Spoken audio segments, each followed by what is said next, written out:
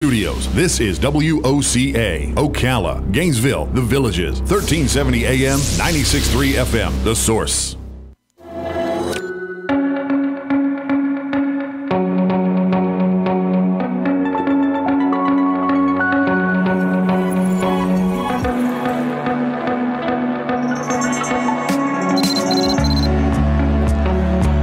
All right, 5 minutes after 10 o'clock. I don't look like a cheerleader, Robin, but I've been called a cheerleader. Yes, you have. I am, as far as looks go, I'm as far away from looking like what you imagine when you hear the word cheerleader, right? Our next guest also does not look like a cheerleader, but he is a cheerleader. He's going to really give you the inspiration, the motivation that you need to become the best that you can be. Rocco Cozza, I was looking at his information online.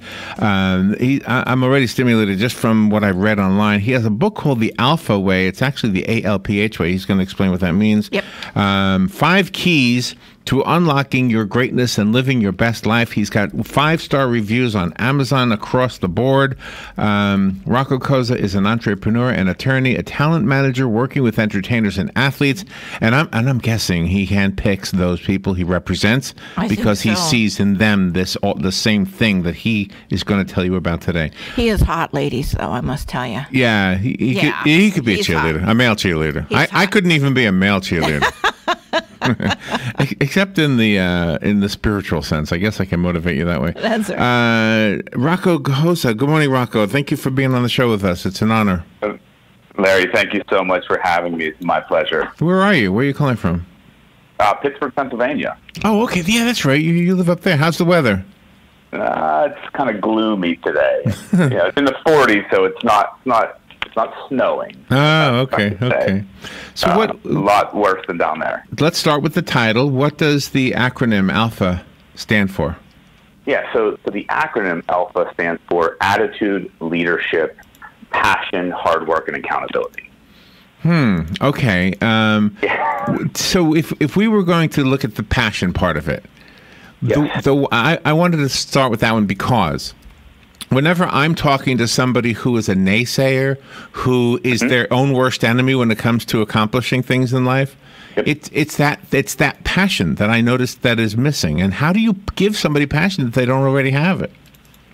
Well, you can't give anybody passion. It's really encouraging people to find it. And what I talk about in the book is finding passion, not necessarily or not only in what you do, but in life in general.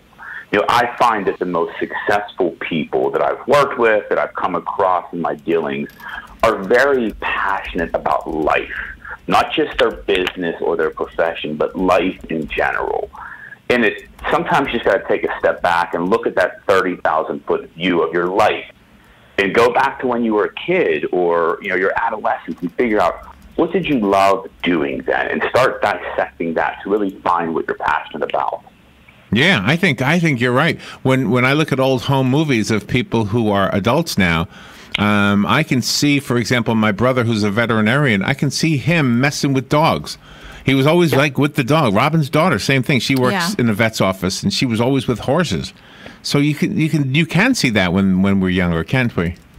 Absolutely. And the problem is, as we become adults, we lose that creativity. We lose that imagination. We become set in these roles of what being an adult is. And that's where people lose that passion.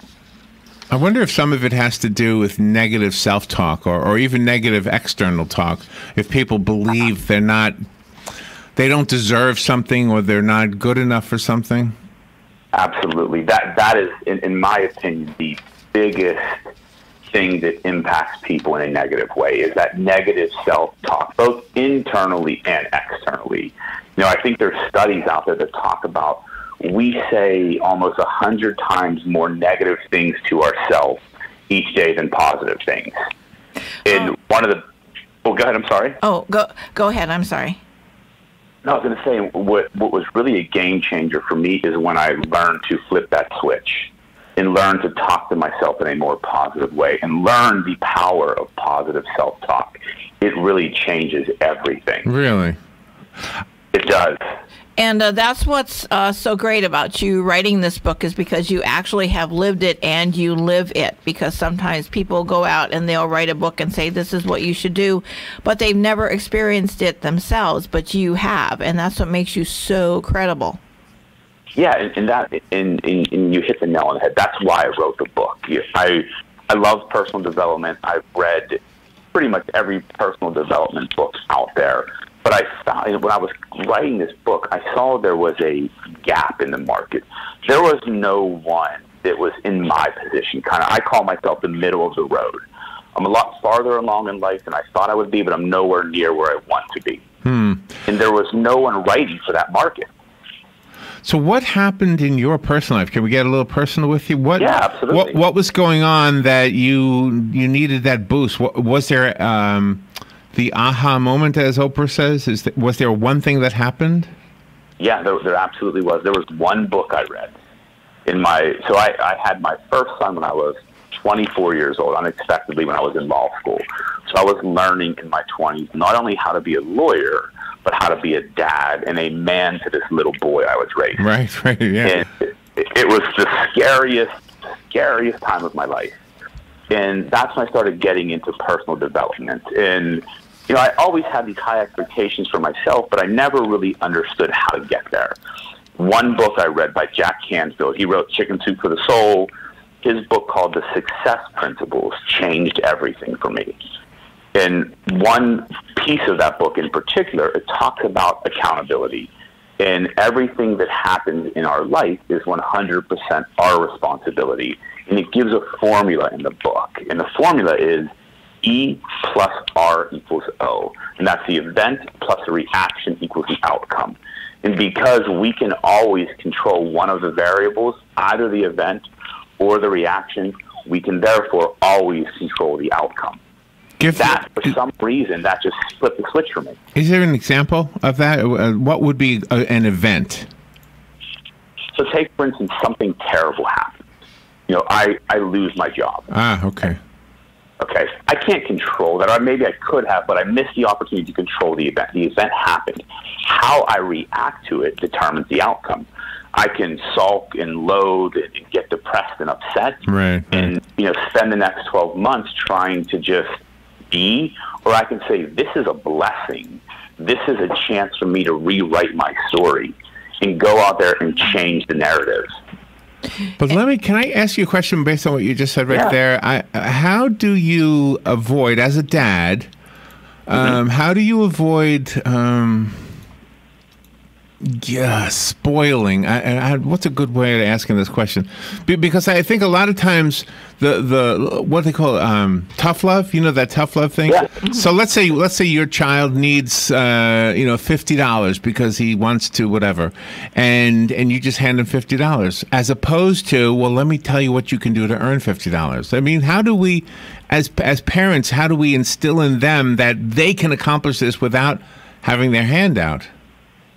Yeah, I mean, it's a fine line. Look, I am not perfect, and I would never be one to say that. So I make plenty of mistakes as a parent. Yeah, me too. What I've learned is in those moments when I become self-aware of what's going on, I ask myself, is this a teaching moment? Is this a moment I can show my kids something? Like, I'm a really big proponent on not giving my kids everything, making them earn it. I have a son and I have two daughters, a 9-year-old and a 5-year-old daughter, and my son is now 17. Aww. So they're all at different stages in life. So trying to navigate 3 different parts of childhood and adolescence and the teen years at the same time is a very, large task. So I'm learning every day. And and through the process of learning, as you take responsibility for yourself, you also have the gift of feeling grateful, and then you learn how to express that gratitude on to others, to be a role model for that.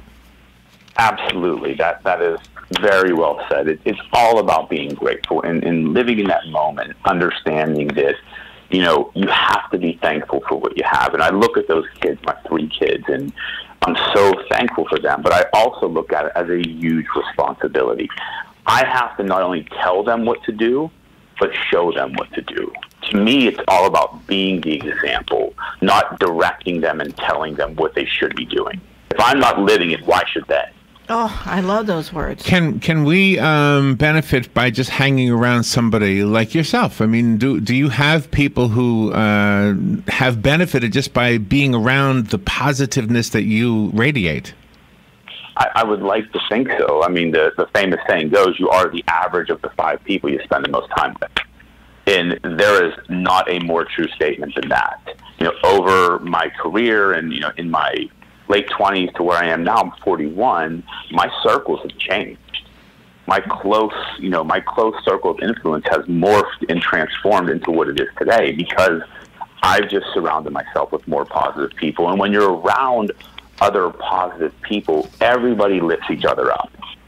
But there has to be moments, though, when you start to feel yourself being drugged down. How do you get over that part? Yeah, and you're right. I mean, again, I'm not perfect. What I say in the book about, you know, attitude, the first principle, you know, I say my goal is not to have a positive attitude 100% of the time. It's to have that positive attitude most of the time. There are going to be bad days. I still get stressed. I still get upset. Things happen that I let get to me. It's just I've built so much self-awareness in myself to know when I'm starting to slide down that slope, to stop myself and pull myself back up. It took time. It took a lot of work in really starting to understand yourself. But once you get to that point, you're still going to have bad days, but you become very aware of when they're happening and how to stop them from snowballing. Rocco Cozza is our guest. Cozza, by the way, is how Rocco spells his last name. The book is called The A.L.P.H.A. I found it on Amazon. I wanted to ask you to kind of differentiate between the different areas of life because we're all different. There might be somebody listening who needs to use this information so that they can be making more money. But somebody else might be listening and they've got plenty of money, and what they're hoping this will help them with is finding a good relationship, or perhaps being a better partner or parent. Will all of the above be affected by the Alpha plan, the plan in the book? Yeah, I truly believe that. You know, these 5 principles I look at when I wrote the book, and this actually came from. I was speaking to some high school and middle school kids about entrepreneurship, and afterwards I was talking to the group, and they asked, you know, hey, what are some of the things that makes a person successful in life? At that moment, I didn't have a really good answer, so I went home that day, started thinking through it all, and I came up with these 5 principles. I said, I looked at my life, and most of the successful people I know and work with in life in general, business, professional, social, with their relationships, successful in all those aspects, these are the 5 principles they follow. So yes, these 5, you know, having the right attitude, understanding what leadership is, having passion and purpose, working hard and being accountable, that can work in your business life, your personal life, your relationship and love life, your social life as a parent. I use these principles in every part of my life. You know, I have a thought about the alpha male thing. You hear everybody say this is he's the alpha male in the group. I always think we should forget the word male, just because I don't think this is only about men. I think we should all be the alpha in our lives, so that what I mean by that is I don't think if I have a goal or something I'm trying to achieve, that I should let anybody else tell me or prevent me with negative talk from taking my eye off of the goal. I think I should always be the alpha, and Robin should always be her alpha, and we all should. However, with that said, I think we should also listen to feedback. I mean, a great example is the musician who's not quite ready yet. You know, you have to pay attention to somebody who knows. Oh, I mean, you're exactly right. I mean, we all need to take charge of our own life. No one lives it for us. It's our life. And one of the biggest things I had to get over in my own life was worrying about the opinions of others. And once you stop worrying about that, however, like you said, understanding when it makes sense to listen and take criticism and take feedback. But when you worry about the opinions of others in general, when you stop doing that, that's when you really start leading that life differently. You become that alpha and you take charge. But you're 100% right. You still have to know what you don't know and look to that expert that's a little bit ahead of you to help guide you. Yeah, yeah. But then when you do that, when you're looking ahead, how do you yourself know how to let go of the people that you are guiding and mentoring, like your children, because you want them to stand on their own 2 feet and make their own unique contributions? Yeah, I mean, that's the $1 million question. That's a fine line because, I look at taking parenting, for instance, it's a sense of responsibility for the rest of my life. However, looking at my 17-year-old son, he's a man. There are certain decisions I have to let him make. All I can hope is that I've given him the tools to make the right decision, to make the right choices in life. Let him walk his own path, but be there if he's veering too far off. Well, That's how I look at parenting. And you talk about journaling. Sometimes people don't like to do that, just to write down their thoughts. Yeah, it's true, but it's one of the things that can help people out so much because our brain, we hold so much information in our head, and sometimes we just have to get it out. Some of my best ideas, both business and just in my personal life, have come from me just journaling, just writing down, waking up in the morning, writing down what's in my head. Yeah. Oh, yeah. Habit. Yeah. How many stories do we know of successful people who have similar, the revelation or the epiphany where they know exactly what they should do next? And but here's the thing. I always think this about success stories is we always hear about the one successful idea. We don't hear about the 100 before that didn't quite work out.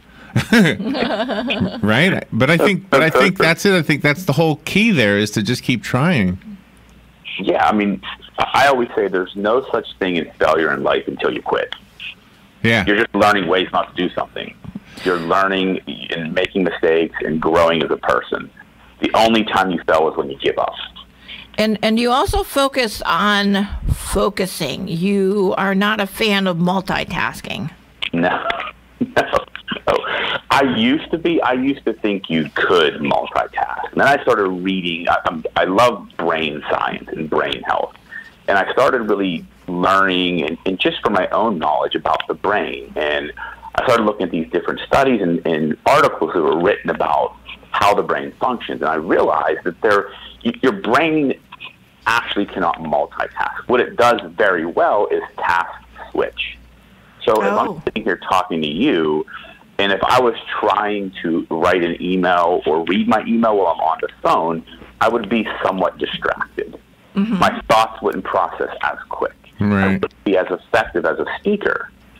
But that's what happens. People, I used to do it. I'd sit in a meeting and write an email, then I'd miss something. And I actually did a test on myself. I think I talk about it in the book where I timed myself writing an email while I'm on the phone and writing an email while I'm undistracted. And it took almost 4 or 5 times longer to write. Wow. That makes sense. Yeah, but at the same time, I'm going to guess that you do multitask, and I'm going to give you an example. I'm just presuming this based on your bio here. It says you work with entertainers and athletes. So let's say you're sitting at your desk and you get a call from one of your entertainers, and she has a problem, and you know exactly what she's talking about, and you try to work it out with her, and then you hang up, and the next guy calls up, and he's an athlete, and he's got a situation, and it's completely different. Right? In those 2 phone calls, you have shifted your mind to understanding, to focusing at that moment on the thing you need to focus on, even though within that half hour for those 2 calls, let's say, you have done a bit of multitasking. Well, to debate that, not debate that point, but to talk that point, on the one call, I'm focused on one thing. The moment that call ends, I may stop that task and write down, what I need to do to follow up from that task, then move on to the next thing. Look, I'm not perfect. Like I said, I try and focus as much as possible. If I'm in a meeting with someone, my phone's in my pocket. It's not sitting on the table. Because I'm engaged in that conversation. I want that person to feel heard. I want that person to know that they have 100% of my attention. Mm-hmm. And I want to give it to them. Yeah, I'm sure there are points where, I still, unintentionally multitask. Right, But when it comes to work and being productive, Yeah. I try to eliminate as much as possible. You're not just an eloquent writer, but you're an eloquent speaker as well. How do you pass on this eloquence to people to make them self-motivators? So when it comes to eloquence, everybody has to find their own voice. How I speak and how someone else speaks are going to be two completely different things. I just look at, you have to be authentic as a person. And this is where people go wrong. They have to learn and understand who they are and be that person, not try and morph into someone else. I can't speak like Tony Robbins or one of the big motivational speakers. I am Rocco. I am my own person. I had to find my voice. And it's really guiding people to find their own voice and find their authentic self. Before Tony Robbins, we had an interview with him, and we also did an interview with who's the pastor from the Crystal Cathedral. He passed away. What was his name? Oh gosh. So, Schuller, Robert That's Schuller. it, yeah. Yeah, and Robert Schuller had said, "What would you do if you knew that you would never fail at it?" And then whatever the answer is, or what you would do, just do it. Because if you just keep trying it, you're eventually going to succeed. And I walked away with that one little thought helped me out so much at that point in my life. He has since passed away, but yeah.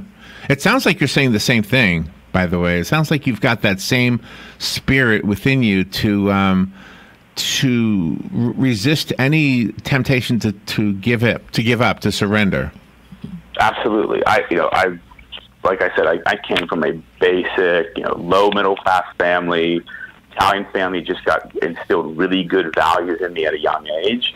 And, my mother always said to me as a kid growing up, I don't care what you become, as long as you are the best at it. If you want to be a garbage man or a doctor or a lawyer or an accountant, whatever the case may be, just be the best at it. Mm-hmm. And I've just taken that wisdom and just always worked really hard. And I've had stumbling blocks. I've had more failures than I can count, but I'm going to keep going because I feel like I have a purpose to help inspire and motivate others. But you always encourage people to find the balance between their career and between just fun time. Sure. I always say there is no such thing in life as balance. We're always all off balance. There are some days where it's the truth. Yeah. I mean, there's no such thing as work-life balance. There are days, but again, it comes to that self-awareness. I know if I've been working too much and I need to spend more time with my kids or my wife, and vice versa. There's no such thing as true balance. It's a very powerful book because of the inspirational element of it, the motivational element of it. And I'm not the only one saying that. I was reading your reviews, and a lot of people are saying the same thing. I think this is a perfect time, by the way. People have made their mind up. They're going to change their lifestyle. They're going to improve their job or their health or something, or their relationships. And I think the book will help keep you on track and remind you that, you have said you're not perfect a dozen times in this interview. And I think other people hearing a successful person say that does more than you realize. I think everybody hears that goes, wow, this guy's saying that, and that's what I always say, and maybe I could do something too. So I think the book is coming out at a perfect time. Do you have a website you want to recommend? Yeah, so you can just go, it's my name, Rocco Cozza, ROCCOCOZZA.com. You can find out all about me, and if you're on social media, I'm very active on Instagram, and it's just, my username is the Rocco Cozza, all one word. And people can have more than one interest and be good at it without having to sacrifice another. I agree. I've never been one to do one thing. I never went to law school saying I want to be a lawyer my whole life. I wanted to do many other things, and I've just found a way to do that. Rocco, thank you for being on the air with us. It's perfect timing. This is a good time of year to have this conversation. Again, the book is called The A.L.P.H.A, 5 Keys to Unlocking Your Greatness and Living Your Best Life. I did find it on Amazon, by the way. Rocco Cozza. Thank you so much, Rocco. Thank you so much. I really appreciate it. Have a happy new year. Thank you. We'll be right back.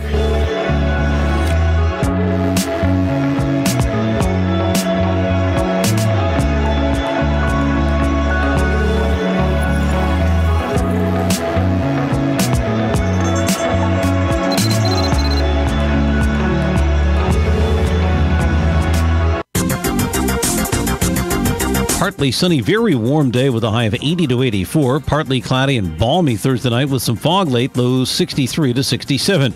Remaining unseasonably warm on Friday with morning fog, then some sunshine and becoming breezy with an afternoon shower or thunderstorm possible, the high 77 to 83. For Saturday, clouds giving way to some sunshine, high 67 to 71. From the Florida Weather Center, I'm meteorologist Joe Lundberg. Broadcasting from the Paddock Mall Studios, this is WOCA, Ocala, Gainesville, The Villages, 1370 AM, 96.3 FM, The Source. Fox News, I'm Chris Foster. Votes are expected today in the House on a plan to end the partial government shutdown, but with no money for a southern border wall. So Senate Republicans in the White House say that's going nowhere. And the president says about the shutdown, could be a long time, or it could be quickly. Could be a long time. It's too important a subject to walk away from. Top Senate Democrat Chuck Schumer says after meeting with the president, I asked him directly. I said, Mr. President, give me one good reason why you should continue your shutdown. He could not give a good answer. Nancy Pelosi, meantime, is expected to be elected House Speaker when Democrats take control in the new Congress starting today. She tells NBC, President Trump should not be impeached for political reasons, and let's wait for results of the special counsel Russia investigation. Let's just see what Mueller does. Let's spend our time on getting results for the American people. Pelosi was House Speaker from 2007 to 2011 when Democrats last held the House. This is Fox News. When it comes to your identity and the personal information on your devices, there's no soundtrack to let you know you're in danger. Today's digital world is so connected, it just takes one weak link for criminals to get in. Good thing LifeLock now adds the power of Norton Security. LifeLock uses proprietary technology to detect threats like your personal info for sale on the dark web. And Norton Security helps protect up to 5 devices from ransomware and other online threats. Plus, if you have a problem, our agents will work to fix it. No one can prevent all identity theft or cybercrime or monitor all transactions at all businesses. But with LifeLock, we can help alert you to danger. Join now and get an additional 10% off your first year. Go to LifeLock.com now and use promo code NEWS. That's promo code NEWS to save 10%. LifeLock with Norton. More detection, more protection. PPIR is a networking group formed to serve the realtor and small business community. It primarily serves the real estate and construction industry, but is open to all businesses that provide any service or product to the real estate business community. PPIR has no membership dues or fees for attendees. The watchwords are keep it simple and maximize networking time. PPIR chapters meet 3 times monthly at different locations after normal business hours. For information on this, call 352-615-9412 or go to events at ppirevents.com. PPIR, professional people in real estate. Hello, I'm Mark Sears with Regency Printing. With over 10 years in the printing business, I know you'll find Regency Printing the place for all your local printing needs. Plus, I have fax services, mailbox rentals, notary service, U.S. mail, pack and ship, all at one convenient location, 2375 Northeast 25th Avenue. Just look for the yellow signs. Regency Printing, 789-6683. That's 789-6683.